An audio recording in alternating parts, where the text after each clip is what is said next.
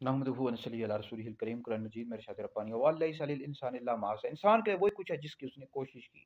देखिए इस आयत की आपने अगर तफसील के साथ मुताला इसका करना हो, तफसीर कबीर, तफसीर हाज़िन वगैरह का मुताला कर ले। देखिए यहाँ पर इंसान से मुराद एक कौल यह है कि काफिर मुराद है, यानी काफिर को आखिरत में किसी किस्म की कोई भलाई नहीं मिलेगी। बाकी जो मुसलमान है दुनिया से चले जाते हैं, आप उनके लिए इसाले सवाब करते हैं, उनके लिए दुआ करते हैं, उनको इसाले सवाब पहुँचता है। तो बाज़ लोग इस आयत से ये इस्तेदलाल करते हैं जी इसाले सवाब नहीं कर सकते, ये जायज़ ही नहीं है, और इंसान के लिए वही कुछ है जिसकी उसने कोशिश की।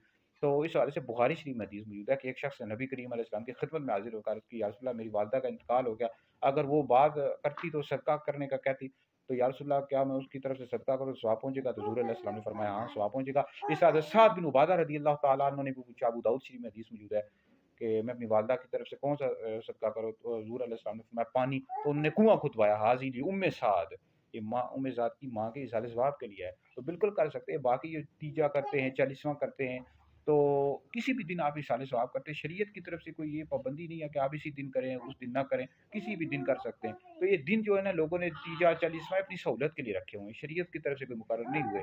तो आप इशारे सवाब कर सकते हैं, इसमें इशारे सवाब भी होता है, कुरान मजीद पढ़ा जाता है, फिर मैयत के लिए दुआए मग़फ़िरत की जाती है, तो बिल्कुल इशारे सवाब कर सकते हैं। ये वहाबी देवबंदी फ़िज़ूल एतराज़ात करते रहते हैं, और इनको शरीयत का पता नहीं है। शरीयत का अगर मुताला करें बिल्कुल इशारे सवाब कर सकते हैं। ये तो हदीस से साबित है। वीडियो सुने, दीगर लोगों तक पहुँचाएँ, आप लोगों के लिए बहुत बड़ा सदका जारिया है।